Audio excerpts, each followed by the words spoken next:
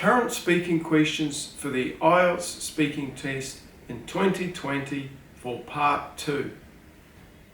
These questions have just been released in January 2020, and we expect these questions will remain in the test for the whole of 2020. So if you're taking a speaking test this year, this video is very important for you. Now, I think that it's important for you to follow this video and understand what the current questions are in the test for 3 main reasons. The first reason is to avoid a nasty surprise. Imagine you go to the test, you get the topic for part 2, and you've just got no idea. You get a nasty, stinky topic and you've got no idea what to say about it. Watching my videos can help with this. It can help avoid this kind of nasty surprise of a stinky, stinky question. Secondly, find out what the questions are so that you can prepare for them, so that you can brainstorm ideas for some of the current questions before you take your test. Also, prepare some high-level vocabulary for these topics. You want to have some vocabulary to impress the examiner, to amaze the examiner, to convince the examiner that you're worthy of a 7 or perhaps even an 8 in your speaking test. Now, I'm sure you'll agree with me, if you know the question that you're going to get in your test before you take your test, and you've had a chance to think about it and prepare it, you're going to do much better than if you just suddenly see this question for the first time in your test. So really, this is the purpose of this video. I want to help prepare you for your test. And one of the ways to be prepared for your test is to look at what some of the current questions are and know the current questions, and also just get used to the style of the questions. The questions are always set out the same in the question booklet that you receive. The first word's always describe. By the way, this video is only focusing on part 2 of your test. I'm going to be making videos for part 1 and part 3 of the test. You need to subscribe to me. This way, as soon as I release my videos, you'll be getting updates. Because we have this new cycle of questions, every 4 months new questions come out, and because we've got new questions at the moment, I'm going to try and release videos daily to update you about some of the different questions that are appearing in the test. Alright, so there's lots of questions even just for part 2 of the test, and so what I'm going to do to make this easier, to make it easier for you to learn and prepare for questions, is divide my part 2 answers into 5 themes. Okay, I like this 5 theme approach. Instead of having to prepare for 100 or 200 different questions, prepare for 5 themes. Alright, so prepare under themes. This can make your preparation more efficient and more effective. So I've got these 5 themes that I've identified for your test. Now the first word is, when you get your task instructions, the first word is always describe. You're always asked to describe something. Okay, and then there's 5 types of things or 5 things that we can say that you need to prepare to describe. And the first one is people, and that's what this video is going to be about. I'm going to focus on people in this video, and then subsequent days I'm going to release the other themes. Okay, so today's video is about people and describing people. And then I'm also going to be releasing videos for the other 4 themes. So I'm going to release them most likely in this order. People today, then I'm going to go on to places, things, activities, and experiences. Okay, so I've identified 5 themes, and each video is going to focus on a different theme. Alright, so today we're focusing on people. And what I'm going to do in this video, I'm going to move on to next to some of the different aspects that you can talk about when describing people. And then after this, we're going to start looking at the questions, and I'm going to give you some model answers to help you. Now, these model answers are incredibly valuable because they can help to give you ideas that you can use when you talk about people. They can give you some sort of structure or ideas about ways that you can structure answers to do with describing people. And then also I'm going to be giving you some language that you can use in your answers to spice up your answers a little bit and impress the examiner. Right, so let's move on now to some of the different aspects that you can talk about when you take your test. Let's now look at some of the possible aspects that you might talk about when describing a person. So, first of all, we can talk about their appearance. What do they look like? 2, their personality. What sort of personality do they have? 3, their relationship to you. 4, their lifestyle. Now, a good way to prepare for this and a good way to build up some vocabulary in order to describe people is to think about positive and negatives. So if we look at personality, some of the positive features of a person could include warm, which means kind of friendly, fun-loving, intelligent, charming, kind-hearted, extrovert. An extrovert is somebody who is outgoing. Emma is quite an extrovert. She is always the life of the party because of her warm-hearted and fun-loving nature. And then we could have some negative features to describe a person. These could include mean, selfish, cruel, arrogant, introverted, a pain in the neck. A pain in the neck is somebody who's annoying. It's an idiomatic expression, so this is a good way to boost your vocabulary. Stephen is rather introverted. He usually sits quietly in the corner at parties. He is also a pain in the neck because he always bothers me when he needs help with his computer. We can also describe a person's appearance. We can talk about their height. Are they kind of short and small? We can say they're petite. If they're tall, we can describe them as being lofty. We can describe what sort of build they have. If they're thin, they're slender, fat, overweight, muscular, well built.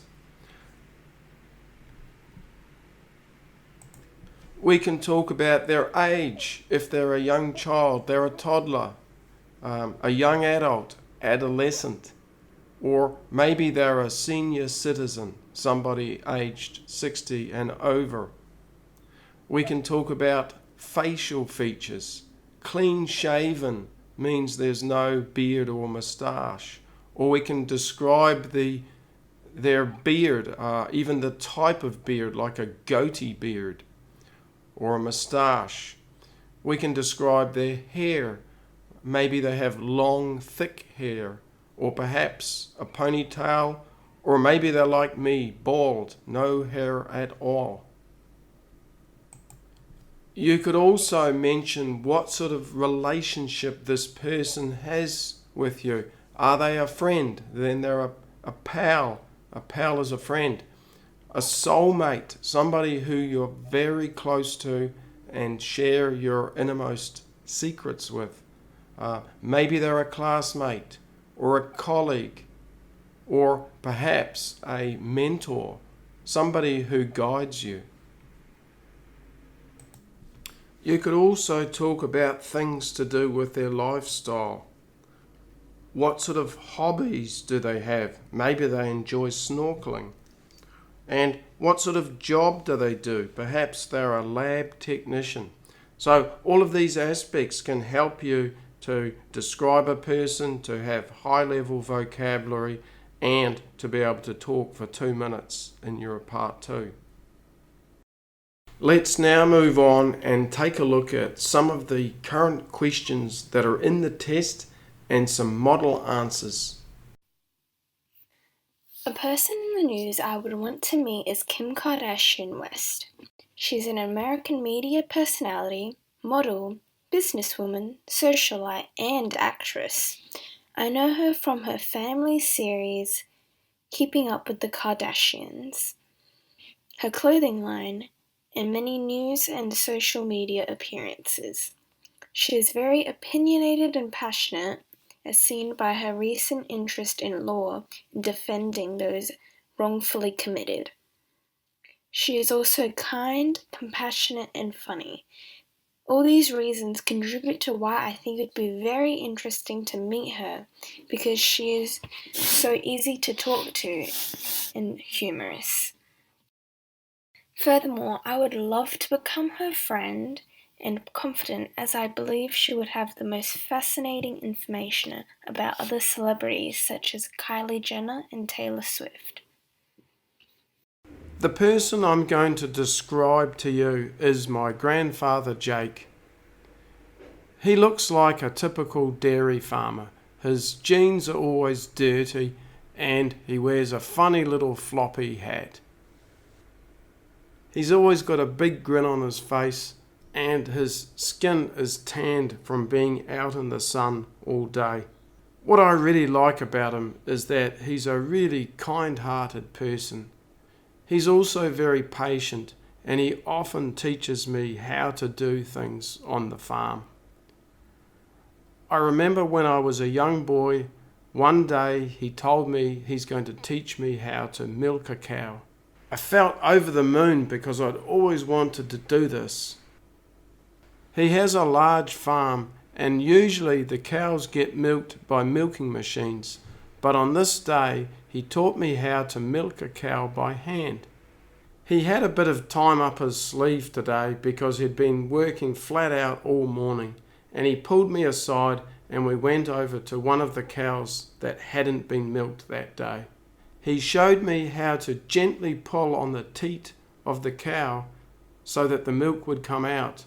At first I had trouble because I was pulling too hard, but he patiently guided me and soon I found I was able to get milk out of the cow. Sadly, I only get to see my grandfather once in a blue moon these days. That's because I live overseas and I hardly ever get back to New Zealand. But whenever I get the chance, we sit down, have a beer, and have a bit of a chinwag about the good times we used to spend together on the farm.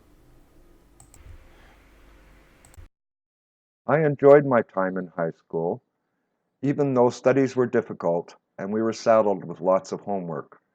I would make my way to school and loved hanging out with my friends before and after class. However, one of the most interesting and dynamic individuals was my history teacher in high school. He was our modern history teacher, and having lived through a lot of the international and domestic events in his lifetime, he shared a lot of stories and experiences. One of the main things that has stuck in my mind was his assignment that we should read the news every day and be prepared to discuss it in class the next morning. His motto was, "Today's news is tomorrow's history." He would listen to our descriptions and interpretations of the news articles and then provide his take on the news. This not only made history interesting, but also encouraged us to keep up to date on current affairs. Allowing everyone to participate in discussions helped boost my self-confidence to speak in front of the class. I am not too stressed about public speaking and expressing my opinions. Today, I still follow his teachings and read the news every day, and on occasion I will discuss the news with friends and colleagues and exchange opinions. I met my cousin Chan at a family gathering, and we became best friends very quickly. Chan was the son of my father's sister, and my aunt and uncle lived in a nearby village. So Chan and I did not attend the same elementary school. We did, however, keep in contact by texting and talking on WeChat. As my village was small, it didn't have a secondary school, and so we ended up attending the same high school. We were inseparable, so much so that many people thought we were brothers. After class, we would play football on the school playground, where we became quite skilled, competitive, and athletic. One day, some older students were hanging out and watching us play. They suggested we try out for the school football team. Being younger than the other team players, we didn't think the coach would invite us to play. However, we both made the team and worked very hard to improve our skill and score as often as possible. The following year, we were starters. It was a challenge, but we were successful in scoring and helping our team. I was so proud of our red and gold jerseys and enjoyed the team spirit and comradeship.